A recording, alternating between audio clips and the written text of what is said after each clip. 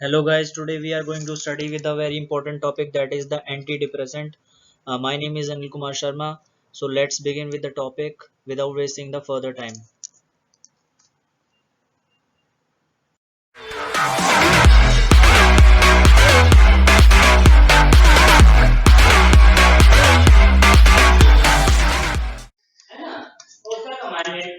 Next topic is the tricyclic antidepressant. Tricyclic antidepressant का हम pharmacological action पढ़ते हैं। फार्माकोलॉजिकल एक्शन सीएनएस के ऊपर क्या होता है? In normal subjects the TCA are causes the dizziness, drowsiness, confusion and difficulty in thinking.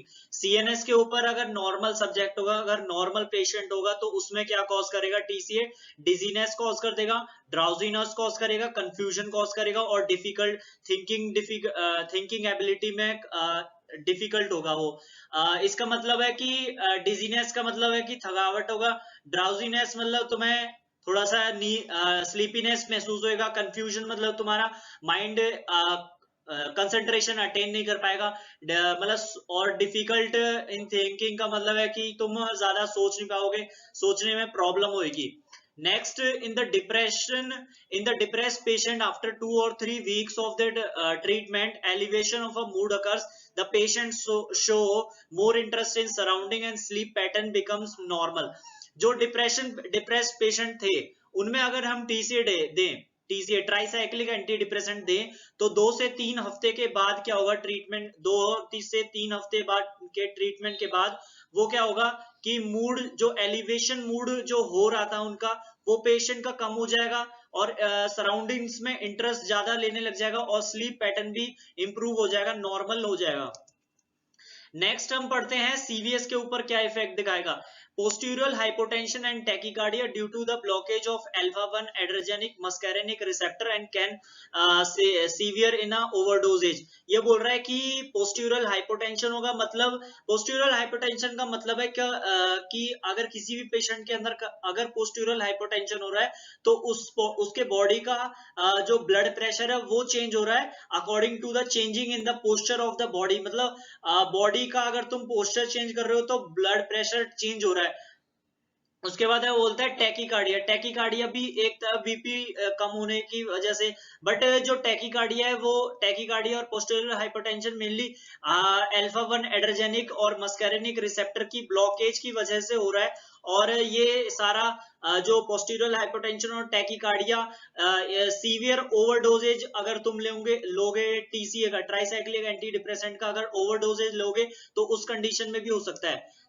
ANS, next is ANS.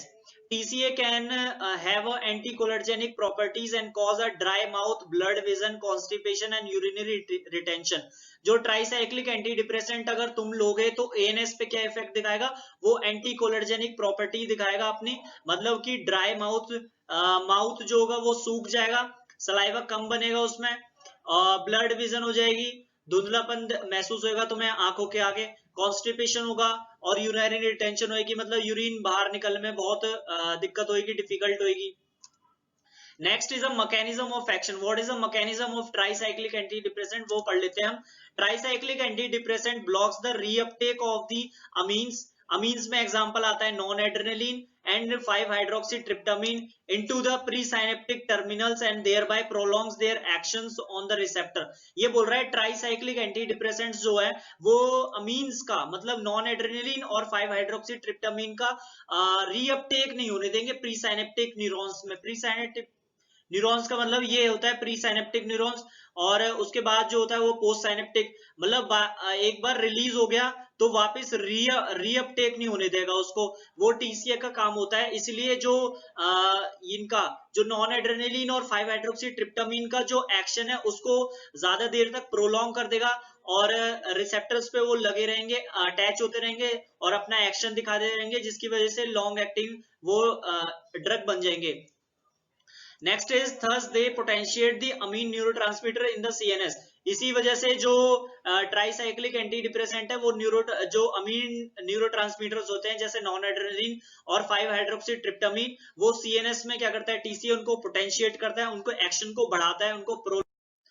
Now we will talk about the mechanism of action of a TCA. Tricyclic antidepressant का mechanism of action देख लेते हैं।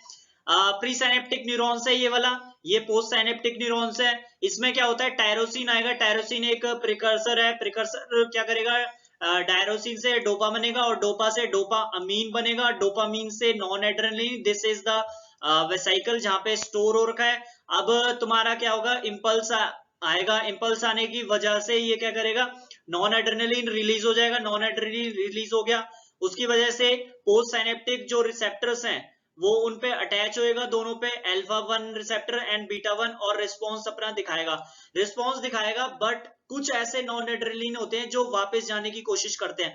But जो अगर तुमने TCA दिया, tricyclic antidepressant का काम क्या होता है, ये नॉन एड्रेनलिन को वापस रीअपटेक नहीं होने देंगे और इनका एक्शन क्या होगा, बढ़ाएंगे, इंक्रीज करेंगे, जिसकी वजह से अपना पोस्ट साइनेप्टिक रिसेप्टर पे वो अटैच रहेंगे और अल्फा 1 रिसेप्टर के थ्रू अपना एक्शन दिखाएंगे और बीटा रिसेप्टर की वजह से अपना एक्शन दिखाएंगे। 80% of non-adrenaline release into the synaptic cleft enters into synaptic neurons and reuptake blocked by the TCA। ये बोल रहा है 80% जो नॉन एड्रेनलिन है वो जो साइनेप्टिक क्लेफ्ट में रिलीज हो जाएगा और साइनेप्टिक न्यूरॉन्स में चले जाएगा और अपना एक्शन दिखाएगा। बट अगर रीअपटेक होने की कोशिश करेगा तो टीसीए अपना काम दिखाएगा और उसको इनहिबिट करेगा। Next topic we are going to study is the pharmacokinetic of TCA, tricyclic antidepressant का हम फार्माकोकाइनेटिक पढ़ लेते हैं। फार्माकोकाइनेटिक का मतलब है जब हमारी बॉडी के अंदर ड्रग जाएगा तो बॉडी क्या करेगी ड्रग के ऊपर।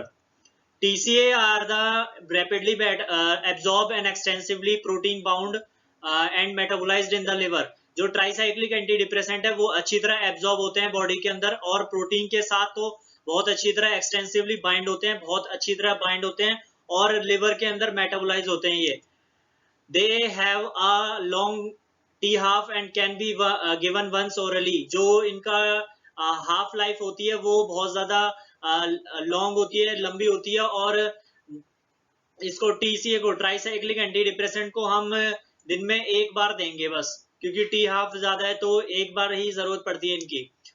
Next is on prolonged administration, accumulation can occur and result in cumulative toxicity। ये बोल रहा है कि अगर तुमने लगातार अगर एडमिनिस्ट्रेशन करा तो उसकी क्या होगा, टीसीएस की क्या होगी, एक्यूमुलेशन हो जाएगी बॉडी के अंदर, जिसकी वजह से क्यूमुलेटिव टॉक्सिसिटी हो जाएगी।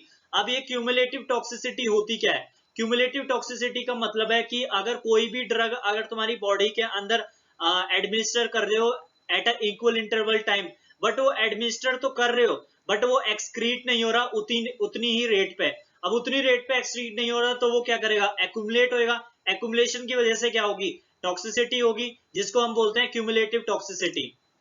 अब होता है एडवर्स इफेक्ट। एडवर्स इफेक्ट में आता है sedation, posterior hypotension, tachycardia, sweating, anticholinergic side effect like dry mouth, constipation, blood vision and urine retention are relatively common. जो एडवर्स इफेक्ट होता है टीसीएस का वो होता है सेडेशन, मतलब तुम्हें नींद टाइप में आ जाएगी। और पोस्टीरियर हाइपरटेंशन का मतलब मैंने समझाया था आपको। पोस्टीरियर हाइपरटेंशन का मतलब है कि बीपी लो होना with the changing in the posture of the body.